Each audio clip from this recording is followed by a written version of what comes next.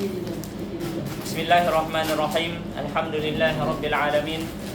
Wassalatu wassalamu ala asyrafil anbiya'i wal mursalin sayyidina wa maulana Muhammadin wa ala alihi wa ashabihi ajma'in wa ba'du. Fasubhanaka la ilma lana illa ma 'allamtana innaka antal alimul hakim. Allahumma 'allimna ma yanfa'una wanfa'na bima 'allamtana wa zidna ilma birahmatika ya arhamar rahimin. Ahlan wa sahlan bikum di pertemuan kedua kajian kitab Al-Fawaid yang ditulis oleh Al-Maghfurullah Mamida Tuan Guru Haji Mustafa Umar Abdul Aziz rahimahullahu ta'ala. Semoga Allah subhanahu wa ta'ala memberikan kepada kita keberkahan dengan apa yang kita baca dan membalas Mamida tercinta dengan sebaik-baiknya balasan. Allahumma amin. Kemarin teman-teman sekalian kita baru masuk kepada bab yang pertama, yaitu pembahasan atau bab yang diberikan judul oleh Mami, wujubud da'wati ilallah, kewajiban berdakwah kepada Allah subhanahu wa ta'ala, wa qiyamu salafina, dan para salaf kita sudah melakukan hal itu, yaitu dakwah. Wa nahnu muqassiruna fiha, sementara kita masih sangat kurang dalam hal dakwah. Kemarin teman-teman sekalian kita sudah membahas tentang membaca tafsir dari firman Allah Subhanahu wa taala, "Wa takum minkum ummatun yad'una ilal khair wa ya'muruna bil ma'rufi wa yanhauna 'anil munkar wa ulaika humul muflihun." Dan kemarin kita menggarisbawahi beberapa poin bahwasanya para mufassirin mengistimbat hukum dari ayat ini. Lantas mereka mengatakan bahwasanya ayat ini sekurang-kurangnya menunjukkan dua hal. Yang pertama adalah kewajiban berdakwah. Kemudian yang kedua adalah bahwasanya dakwah itu hukumnya fardu kifayah atau fardu ain. Fardu kifayah. Apa arti fardu kifayah? Kalau sebagian melakukan, maka saqatal wujub anil baqi. Kalau sebagian melakukan, maka kewajiban itu gugur untuk yang lain. Dan itu teman-teman sekalian mustafad dari firman Allah Subhanahu wa taala, minkum wal takun minkum. Wa min di sini katanya Al-Imam Al-Qurtubi di dalam kitabnya, begitu pula Al-Imam Al-Jassas di dalam kitabnya Ahkamul Quran, begitu pula Al-Imam Abu Bakar Ibn Al-Arabi di dalam kitabnya Ahkamul Quran juga. Mereka mengatakan bahwasanya min di sini adalah litab'id, untuk menunjukkan bahwasanya kewajiban berdakwah itu tidak untuk semua orang, tapi untuk sebagian orang saja. Baik. Pernah sahabat bertanya kepada sahabat yang mulia Abu Tha'labah Al-Khushani. Satu ketika Abu Umayyah Asy-Sya'bani, teman-teman sekalian, berkata bahwasanya sa'altu Aba Tha'labah Al-Khushani, saya bertanya kepada Abu Tha'labah Al-Khushani radhiyallahu ta'ala anhu. Maka Abu Umayyah ini berkata, "Ya Aba Tha'labah, wahai Abu Tha'labah, kaifa taqulu fi hadhil ayah?" Bagaimana pendapat antum tentang ayat ini dalam Al-Qur'an? Apa katanya Allah Subhanahu wa taala, "Alaikum anfusakum la yadurrukum man dhalla idza ihtadaitum." Alaikum anfusakum. Hendaknya kalian memperhatikan diri kalian sendiri. Mesa-mesa sudah gitu kalau bahasa sasaknya. Tidak usah perhatikan orang lain. La yadurrukum man dhalla idza ihtadaitum. Kalau kamu sudah berdakwah, kalau kalian sudah menyampaikan, kalau mereka masih tetap tersesat, sudah. Seakan-akan ayat ini ada ta'arud, ada pertentangan. Satu memerintahkan kita untuk berdakwah, satu mengatakan udah masing-masing aja. Ya enggak? Bagaimana? Bagaimana menurut Anda ayat ini? Maka Abu Tha'labah berkata, "Ama wallahi laqad sa'alta 'anna khabiran." Demi Allah, sungguh engkau sudah bertanya tentang masalah ini kepada orang yang sudah punya pengalaman, khabir. Kenapa? Sa'altu anha Rasulullah sallallahu alaihi wasallam. Saya pernah bertanya tentang hal ini kepada baginda Nabi sallallahu alaihi wasallam. Faqala, maka Nabi SAW Abu Sa'labah di dalam riwayat yang lain bertanya kepada Rasulullah, "Ya Rasulullah, firman Allah Subhanahu wa taala, 'Alaikum anfusakum.' Apakah maknanya kita enggak usah berdakwah? Udah kita diam-diam sendiri aja masing-masing, yang penting kita soleh. Sementara orang sekitaran kita biarin dia toleh. Apakah itu maknanya?" Maka Nabi SAW menjawab apa? Katanya, "Bali tamaru bil ma'ruf wa tanahau 'anil munkar." Tidak. Justru tetaplah kalian memerintahkan kepada yang baik-baik. Dakwah. Dan tetaplah mencegah kepada kemungkaran. Tapi sampai kapan ya Rasulullah? Hatta idza ra'aita syuhhan muta'an. Sampai kamu menyaksikan rasa pelit pada masing-masing orang itu dituruti oleh yang punya, yang pemiliknya. Maksudnya sampai orang-orang mengedepankan, menuhankan rasa pelit yang ada pada diri mereka. Wahawan muttaba'an, dan juga hawa nafsu yang dipertuhankan oleh manusia atau oleh orang-orang di sekitarmu. Wa dunya mu'saratan, dan dunia yang lebih diutamakan daripada akhirat. Apa katanya Nabi SAW? Tetaplah kamu berdakwah. Sampai kapan? Sampai kamu menyaksikan orang-orang sudah mulai bakhil, mulai pelit. Itu tandanya sudah masuk kepada mereka hubbud dunia. Kemudian mereka mengikuti hawa nafsunya. Kemudian mereka lebih condong mendahulukan dunia daripada akhirat. Wa i'jaba kulli dhi ra'yin bi ra'yih. Nah ini dia. Dan semua orang, teman-teman sekalian, pede dengan pendapatnya masing-masing. Terutama di zaman kita sekarang ini, siapapun boleh buat channel dan siapapun boleh berbicara tentang apapun yang dia mau. Orang YouTuber viral tiba-tiba ngomong agama, boleh. Terus dia bilang, ini Imam Syafi'i salah di sini. Wa i'jaba kulli amrin atau kulli imri'in bi ra'yi. Setiap orang sudah pede dengan pendapatnya masing-masing. Datang ulama, coba antum lihat sekarang. Kagetnya saya kemarin itu MUI, antum tahu lembaga fatwa MUI sepakat. Terus Bahsul Masail juga sepakat mengatakan sonhorek itu haram.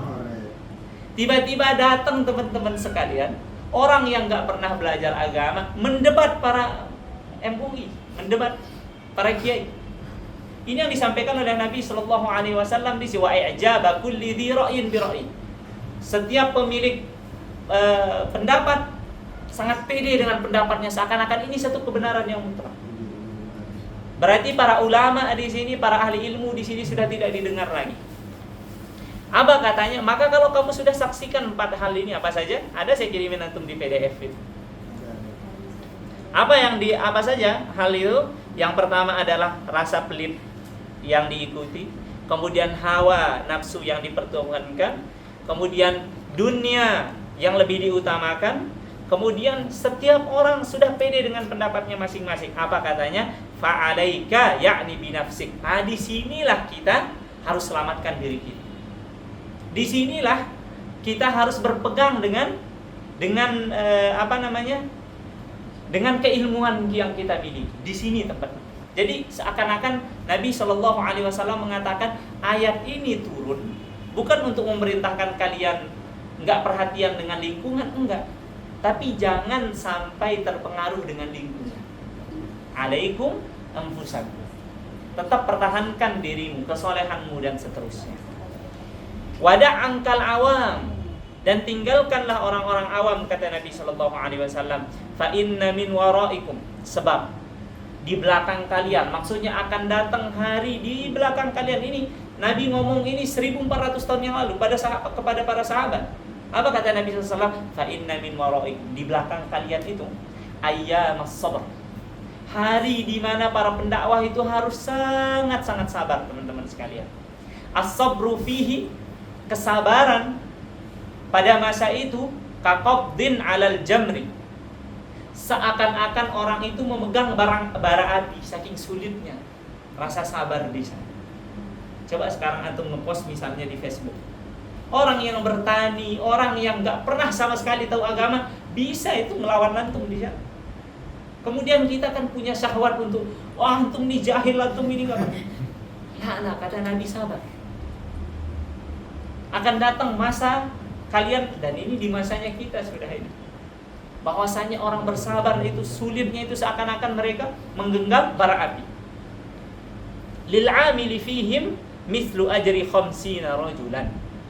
Pada masa itu, pada masa fitnah itu, siapapun yang mampu mengamalkan ilmunya, maka dia akan mendapatkan pahala 50 orang yang mengamalkan hal itu. Ya'maluna mithla amalihi. Seakan-akan 50 orang itu melakukan perbuatan sebagaimana kita lakukan. Artinya setiap amal soleh yang kita lakukan akan dilipat gandakan 50 sekurang-kurangnya. Nah, baik, itu ayat yang kemarin kita bahas. Kemudian kita ke ayat yang kedua. Qala Allah Ta'ala di Kitabihil Aziz, "Wa man ahsanu qawlan mimman da'a ila Allah wa 'amila salihan wa qala innani minal muslimin wa la tastawil hasanatu walas sayyi'ah idfa' billati hiya ahsan fa idzal ladzi bainaka wa bainahu 'adawatun ka'annahu waliyyun hamim wa ma yulaqqaha illa alladziina sabaru wa ma yulaqqaha illa dzu hazzin 'adzim."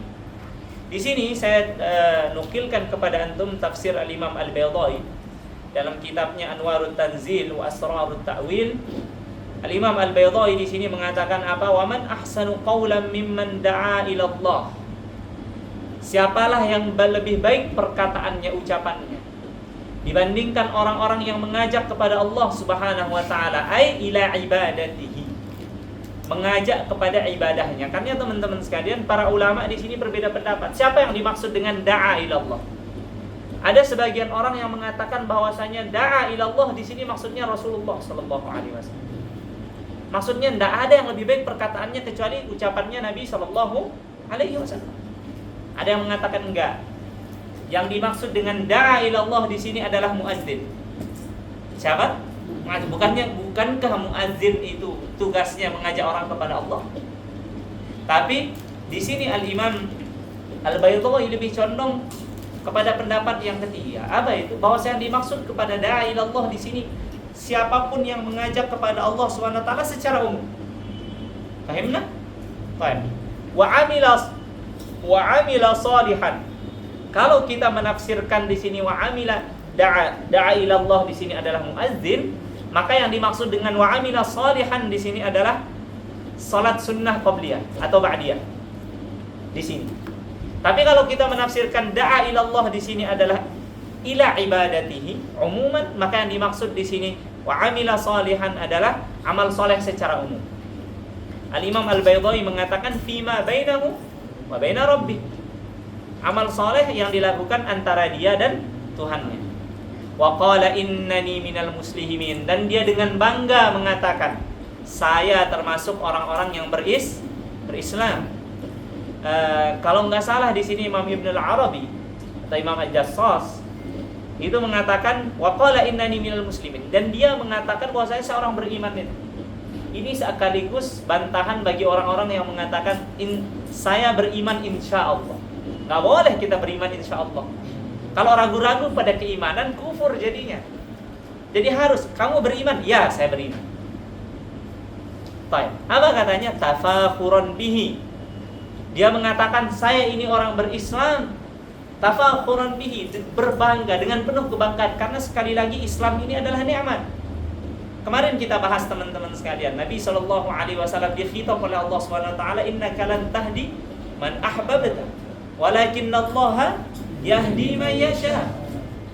Di kisah-kisah orang terdahulu kita lihat seorang nabi pun tidak bisa memberikan hidayah kepada putranya. Siapa itu? Nabi Nuh alaihissalam. Seorang nabi tidak bisa memberikan hidayah kepada istrinya. Istri siapa? Nabi Lut alaihissalam. Ya atau tidak? Oleh karena itu hidayah itu mutlak milik Allah Subhanahu wa taala. Makanya Allah berkata kepada Nabi sallallahu alaihi wasallam, innaka lan tahdi man ahbabta. Kamu tidak bisa memberikan hidayah kepada orang yang kau cintai, walakin Allah yahdi man yasha. Akan tetapi yang mampu memberikan hidayah adalah siapa? Allah. Maka kita harus fakhr. Kita harus berbangga diri. Ini adalah bentuk rasa syukur kita kepada Allah Subhanahu wa taala. Wa amma bi ni'mati rabbika fahaddits. Fahimna? Baik. Tafakhuran wa ittikhadan lil Islam dinan wa madhhaban. Dan dia menjadikan Islam itu sebagai agama dan mazhab. Maksudnya mazhab di sini bukan mazhab Islam seperti mazhab Imam Syafi'i begitu, enggak. Maksudnya adalah jalan yang dia ikuti. Baik. Wala tastawil hasanatu walas sayyi'atu. Dan tidaklah sama antara kebaikan dan keburukan. Al-Imam Al-Baydai mengatakan fil jaza wa husnul aqibah wa husnil aqibah. Maksudnya tidak sama di sini adalah fil jaza, balasannya enggak akan sama. Wa may ya'mal mithqala dzarratin khairan yarah wa may ya'mal mithqala dzarratin syarran yarah. Keburukan pasti yang akan ditemui adalah keburukan. Kebaikan pasti akan mengajak atau mendatangkan kebaikan. Nah, dan lam di sini adalah maksudnya bisa saja Allah SWT berfirman wala tastawil hasanatu wasayyi'ah. Boleh saja. Tapi lam di sini didatangkan adalah fungsinya li ta'kidin nafi. Untuk benar-benar menegaskan bahwasanya tidak akan sama keburukan dan kebaikan. Tidak akan sama. Kapanpun kita menyaksikan ada kebaikan dan keburukan, kita mesti paham bahwasanya kebaikan itu mengajak kepada kebaikan pula. Atau akibahnya, jazanya kebaikan pula, akan baik pula. Begitu pula sebaliknya sayyi'at. Ya, keburukan akan mendatangkan keburukan. Baik. Idfa' billati hiya ahsan. Apa katanya Allah Subhanahu wa taala? Jika kamu kebetulan mendapatkan orang-orang yang berburuk sangka atau berburuk perilakunya, perangainya kepada kita, Allah Subhanahu wa taala mengatakan idfa' billati hiya ahsan. Maka hendaknya kamu membalas keburukan itu dengan sesuatu yang baik. Sesuatu yang baik. Imam Al-Baydai mengatakan idfa'is sayyi'ah haitsu i'taradatka billati hiya ahsan minha wa hiya al-hasanah. Kapanpun datang keburukan kepada kamu, ada orang-orang yang, karena kan kita berdakwah ini teman-teman sekalian, kita harus paham bahwasanya nggak semua orang itu dapat menangkap maksud kita, memahami baiknya niat kita itu dengan satu kebaikan. Ya, tidak semua orang. Nanti ada orang-orang yang akan berpikir, wah dia menghina saya ini katanya. Ini orang kurang ajar ini. Ayo. Dan kita harus paham, enggak semua kebaikan yang kita lakukan kita akan mendapatkan kebaikan pula dari orang-orang, enggak. Nabi SAW itu apa yang dia minta ke orang-orang Quraisy ketika itu? Dia minta harta bendanya? Enggak. Dia minta jabatannya? Enggak. Nabi SAW hanya mengajak mereka kepada Allah Subhanahu wa taala. Hanya menunjukkan kepada mereka kezaliman yang sebelumnya mereka lakukan itu sudah tidak pantas dilakukan. Nabi ajarkan kepada mereka nilai-nilai keadilan. Dengan hal ini teman-teman sekalian, apakah respon mereka baik? Enggak. Justru respon mereka jahat kan? Seakan-akan ayat ini ngasih tahu kita bahwasanya siapapun yang memilih jalan dakwah sebagai jalannya, maka siap-siap dia akan menemukan orang yang beragam. Dan di antara orang yang beragam itu adalah orang-orang yang perangainya buruk. Maka dalam keadaan ini apa katanya? Idfa' billati hiya ahsan. Bukan hasan saja, ahsan. Bagaimanapun caranya terbaik yang kamu bisa lakukan, lakukan. Paham atau enggak?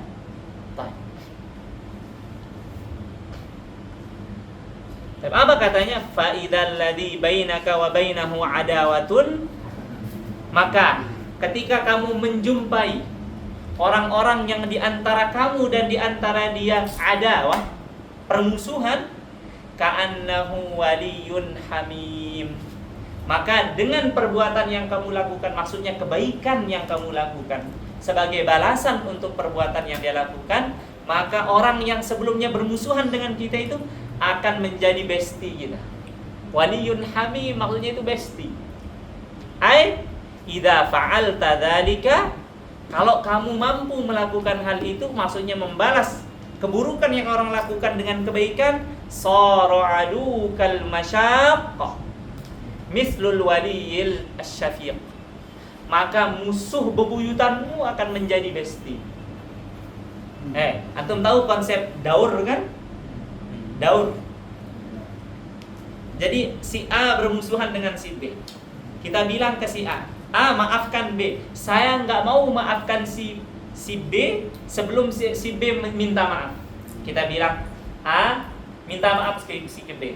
Nanti dia maafkan kamu. Dia bilang, saya nggak mau maafkan si A sebelum dia minta maaf. Kapan akan damai kalau seperti itu? Makanya Allah putus daur ini. Allah putus. Salah satu di antara kalian harus bersikap dewasa. Lakukan kebaikan agar yang satu luluh hati. Kalau sudah luluh hatinya yang satu ini, maka kalian akan jadi bestie. Akhirnya insya Allah. Kalau setiap keburukan kita bahas dengan keburukan lagi, ini kayak ada api, kemudian dia mencoba memadamkan api itu dengan bensin, apa yang akan terjadi? Makin membara api itu. Begitulah permusuhan. Ya, maka kalau ada keburukan, rumusnya apa kata dalam ayat ini? Balas dengan kebaikan. Apa katanya? Wa ma yulaqqaha illa alladziina sabaru. Cuman cara ini teman-teman sekalian, maksudnya membalas keburukan dengan kebaikan ini tidaklah dapat dilakukan kecuali oleh orang-orang yang mereka yang bersabar. Harus sabar. Kalau pemarah sudah nggak bisa, sudah itu. Orang komen buruk nanti ketika antum berdakwah komen buruk, cuman 1 baris, antum balas 1000 baris, antum bahkan makalah malah. Harus sabar, penyabar. Makanya seakan-akan di ayat ini kita dikasih tahu bahwasanya kalau antum mau jadi pendai, pendakwah, maka akhlak yang mesti ya kita natahalla bihi adalah yang pertama adalah sabar. Sabar. Makanya lihat Rasulullah SAW ketika dia pulang dari Taif itu. Di perjalanan ya, ketika mereka ketika mereka sudah berdakwah ke Taif, Nabi SAW itu apa respon yang didapatkan di Taif itu? Nabi disambut tolal badru alaina lah. Nabi dilemparkan sampai teman-teman sekalian mengalir darah di betisnya Nabi SAW. Subhanallah, kita nggak bisa tasawur itu bagaimana. Dengan batu, dengan kerikil, Nabi sampai luka-luka. Tapi apa katanya malaikat penjaga gunung itu kepada Nabi SAW? Seandainya engkau mau, gunung ini saya dibuat dia jadi jadi burger sama malaikat. Jadi krep sama malaikat itu. Jadi gunung itu diangkat kemudian ditimpakan kepada mereka. Saya lakukan katanya. Antum tahu responnya Nabi SAW? Nggak usah. Bahkan didoakan oleh Nabi SAW. Ini menunjukkan bahwasanya ada sifat sabar. Harus sabar. Nggak semua orang yang berbuat buruk kepada kita harus sabar kalau menjadi dai. Pahimna? Baik. Wa ma yulaqqaha illa dzu hadzin 'adzim. Dan tidaklah mampu melakukan ini kecuali orang-orang yang dzu hadzin 'adzim, mampu berlapang dada, atau memiliki ilmu yang luas, atau memiliki ketenangan diri yang luas. Fahimna insyaallah? Maka harus kita punya sifat yang baik. Idzan faham sudah kita ayat. Wa man ahsanu qawlan mimman da'a ila Allah wa 'amila shalihan wa qala innani minal muslimin. Wa la tastawil hasanatu wa la idfa' billati hi ahsan. Fa idzal ladzi bainaka wa bainahu adawatun ka'annahu waliyyun hamid. Wa ma yulaqqaha illa alladziina sabar. Wa ma yulaqqaha illa dzu hazzin 'adzim. Baik. Kemudian ayat yang ketiga di dalam kitab ini, Allah Subhanahu wa taala berfirman mengkhitab baginda Nabi sallallahu alaihi wasallam,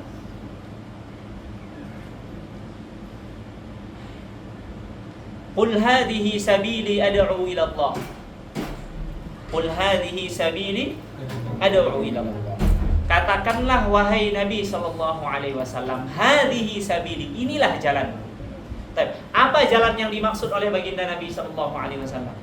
Ad'u. saya mengajak orang kepada Allah Subhanahu wa taala. Saya berdakwah kepada Allah Subhanahu wa taala. Baik, bekalnya kita berdakwah apa? Ala basirah.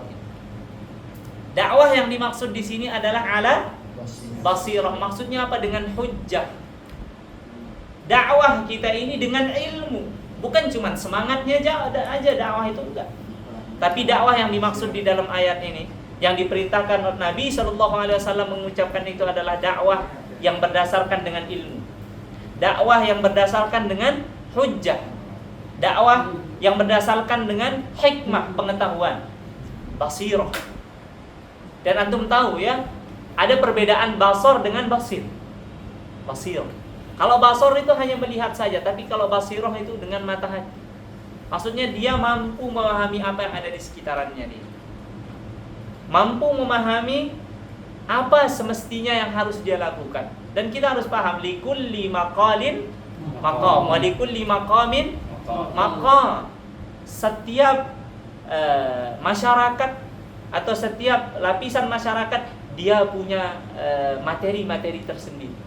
Nggak bisa nanti materi-materi kuliah ini misalnya dibawa ke masyarakat langsung dibawa mentah-mentah seperti itu, nggak bisa. Kita harus paham. Oh, kalau begini berarti model dakwah saya begini. Kalau begini berarti model dakwah saya begini. Makanya ada kitab karyanya Syekh Abu Ghuddah, Abdul Fattah Abu Ghuddah. Judulnya teman-teman sekalian, tulis judulnya. Ar-Rasul Al-Muallim. Ar-Rasul Al-Muallim. Nabi sebagai seorang pengajar. Wah, bagus banget itu kitab itu. Ya, saya kemarin ketika pulang itu kebetulan bulan Maulid, di antara kitab yang saya baca kitab ini. Kita diajarkan di sana teman-teman sekalian bagaimana Nabi Shallallahu Alaihi Wasallam metodenya dalam mengkhitab setiap lapisan masyarakat.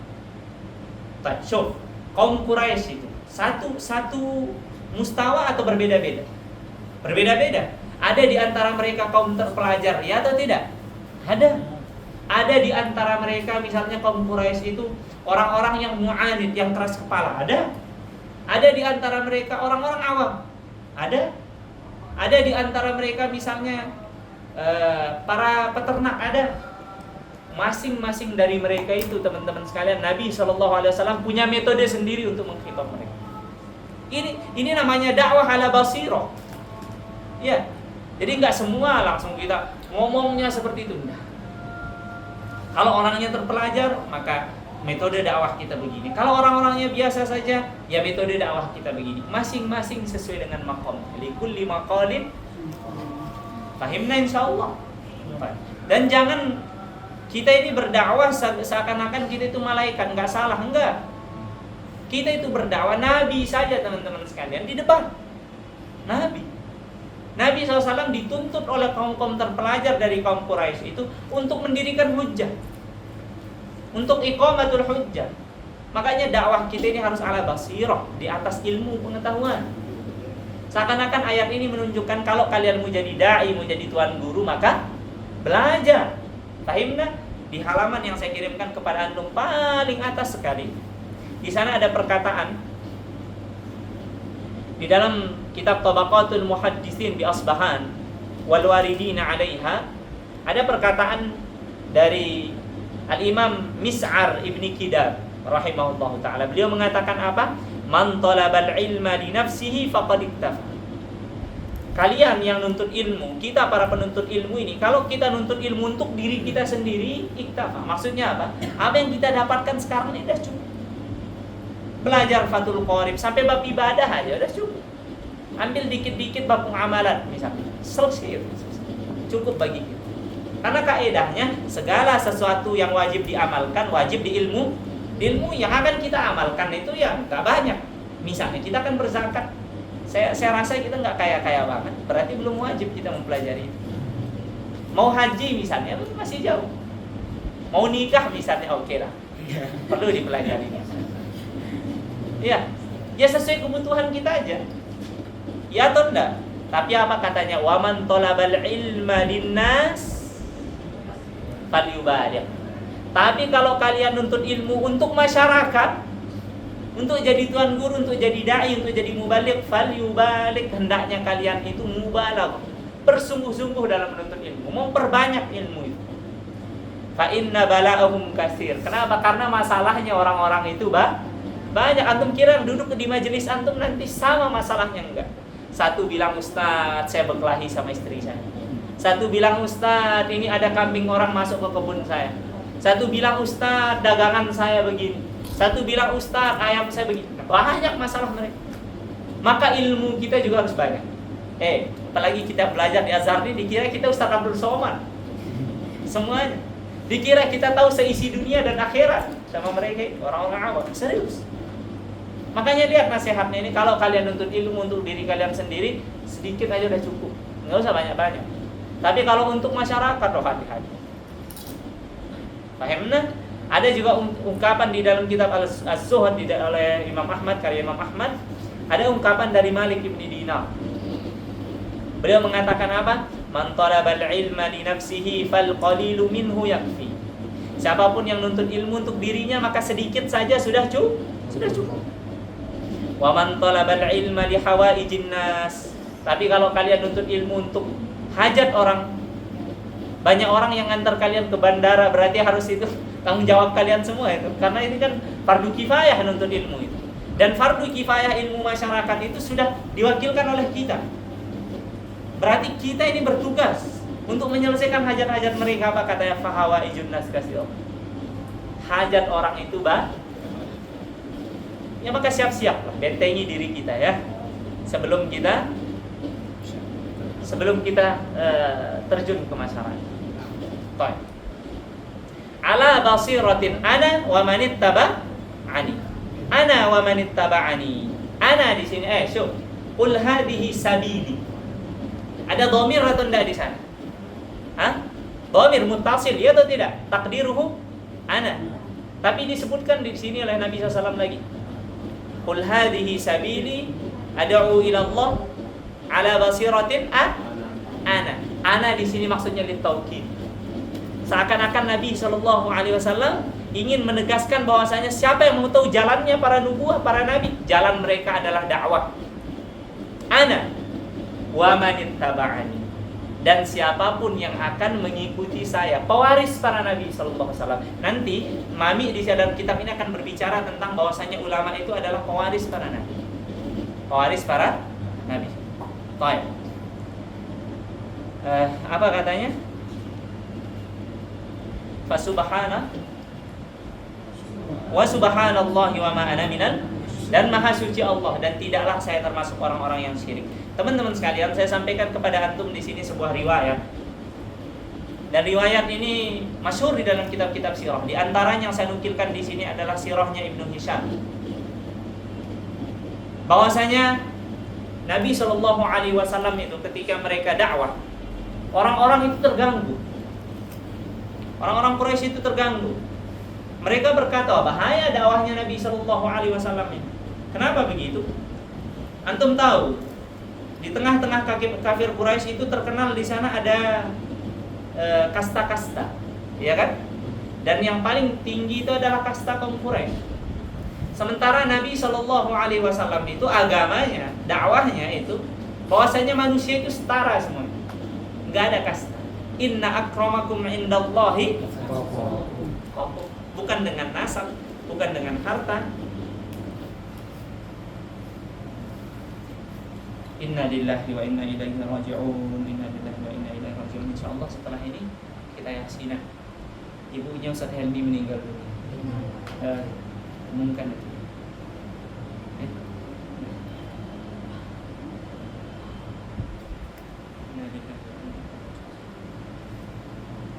Segera umumkan Ustaz Habib sampaikan. Diupas. Baik. Allah ya. Ke dalam dulu antumnya. Baik. Walhasil teman-teman sekalian, kita ringkas saja majelis kita. Walhasil mereka itu mencoba pendekatan. Mereka mencoba pendekatan. Yang pertama, mereka melakukan pendekatan dengan pamannya Nabi Sallallahu Alaihi Wasallam. Siapa pamannya? Abu Lahab, ya kan? Digoda Abu Lahab. Katanya, kamu harus perhatikan keponakanmu itu. Makanya Abu Lahab itu di dalam kitab-kitab sirah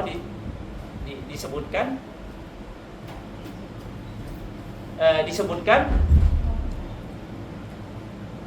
bahwasanya pernah Nabi SAW itu kumpul keluarga. Kumpullah Nabi SAW dengan paman-paman. Maka di sana Abu Lahab melakukan propagandanya, mengatakan ini keponakan kita ini bahaya. Kalau kita nggak suruh dia diam, kita akan dimusuhi oleh seluruh keluarga, klan-klan yang lain. Ya, maka di sana ada sebagian keluarga Nabi SAW yang terpengaruh, tapi kebanyakan di antara mereka itu memihak kepada Nabi SAW. Nggak berhasil melalui keluarga. Mereka kirim utusan-utusan. Untuk apa? Untuk menawarkan paman Nabi SAW Abu Thalib yang menjadi penjaga Nabi SAW ketika itu dengan harta. Apa yang dimau oleh Nabi Muhammad SAW? Kalau dia mau misalnya jabatan, kami akan buat dia jadi pemimpin Quraisy. Kalau dia mau harta benda, kami akan kumpulkan harta kami ini katanya. Kemudian apa? Kemudian semuanya kita persembahkan untuk Nabi SAW. Kalau dia mau harta, ayo. Maka teman-teman sekalian, Nabi SAW disampaikan kepada itu oleh Abi Thalib. Nabi SAW apa responnya? Saya nggak mau. Datang lagi utusan apa katanya? Wahai Abu Thalib, biarkan kami ini ngurus keponakanmu ini.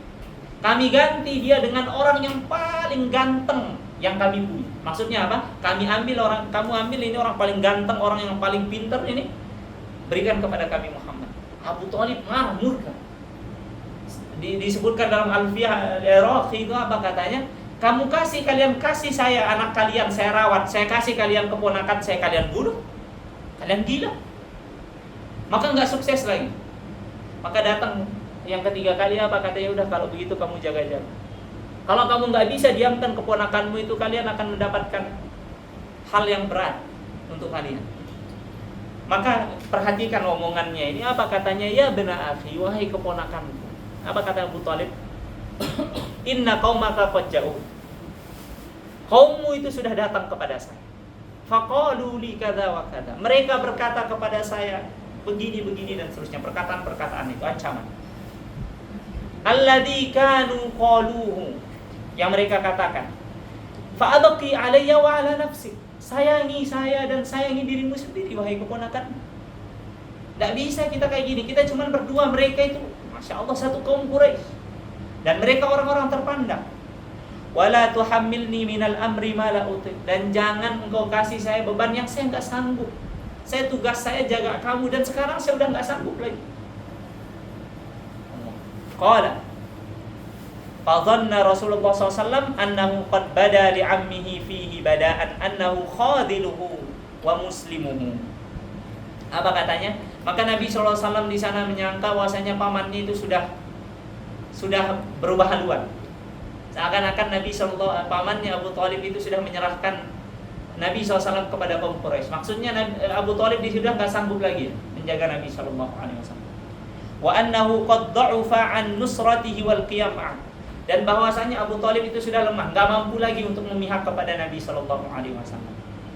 Maka Nabi SAW mengatakan apa? Faqala sallallahu alaihi wasallam, ya am, wahai pamanku tercinta, wallahi demi Allah, law wada'u syamsa fi yamin, seandainya mereka taruh matahari di tangan kanan saya, wal qamara fi yasari, dan rembulan itu di tangan kiri saya, ala an atruka hadzal amra hatta yuzhirullah au ahlika fihi ma taraktu. Mereka letakkan matahari di tangan kanan saya, mereka taruh rembulan di tangan kiri saya, agar saya meninggalkan jalan ini, maksudnya dakwah, sampai Allah Subhanahu wa ta'ala menangkan agamanya atau saya binasa ketika berdakwah. Ma taraktu, saya nggak akan tinggalkan jalan. Maka apa? Tsumma sta'bara Rasulullah SAW fabaka tsumma qama. Maka Nabi SAW dan Abu Thalib menangis. Kemudian beliau berdiri. Falamma walla nadahu Abu Thalib. Ketika Nabi SAW ingin pergi, dipanggil dia oleh Abu Thalib. Apa katanya? Aqbil ya bena akhi. Wahai keponakanku, kesini kamu. Qala fa aqbala alaihi Rasulullah SAW. Maka Nabi SAW datang. Maka apa katanya? Idhab ya ibna. Pergi kamu wahai keponakan. Keluar wahai keponakan. Faqul ma ahbabta, dan katakan apa yang kau inginkan. Maksudnya apa? Tetap dengan khutbahmu, dengan dakwahmu. Fa wallahi la usallimaka li syai'in abada. Maka demi Allah, saya tidak akan pernah menyerahkanmu kepada siapapun. Maksudnya apa? Saya akan pasang badan untuk kamu. Makanya dari sini teman-teman sekalian, sebagian ulama itu, bahkan Imam Suyuti itu menulis kitab, Sayyid Alawi Al-Maliki menulis kitab, Syekh Hasan Masyad mengarang kitab, Syekh Zaini Dahlan menulis kitab. Semuanya teman-teman sekalian, bahkan banyak para ulama, Imam Suyuti sendiri ada 5 risalah yang menegaskan bahwasanya Abu Thalib pamannya Rasulullah SAW itu Islam. Abu Thalib karena masalahnya, karena perkara. Nah, inilah kenapa Allah SWT memerintahkan kepada Nabi SAW untuk mengatakan apa? Qul hadhihi, wahai Muhammad, dengan tegas kau katakan kepada mereka, hadhihi sabili, ini jalan. Ad'u ila Allah. Saya senantiasa berdakwah kepada Allah. Dengan apa? Ala basirah, dengan ilmu pengetahuan, dengan hujjah yang kuat. Fahimna insyaallah? Baik, sampai di sini saja dulu kajian kita. Saya mohon maaf atas segala kekurangan. InsyaAllah kita lanjutkan minggu depan. Dan saya harapkan ya, bacaan surah Al-Fatihah dari antum-antum semua kepada ibundanya saudara kita Ustaz Helmi Hazimul Qayyim. Semoga Allah Subhanahu wa taala senantiasa memberikan rahmat kepada beliau, dan semoga Allah Subhanahu wa taala memberikan kesabaran kepada Ustaz Helmi Hazimul Qayyim. Ala hadini Al-Fatihah. مالك يوم الدين إياك نعبد وإياك نستعين اهدنا الصراط المستقيم صراط الذين أنعمت عليهم غير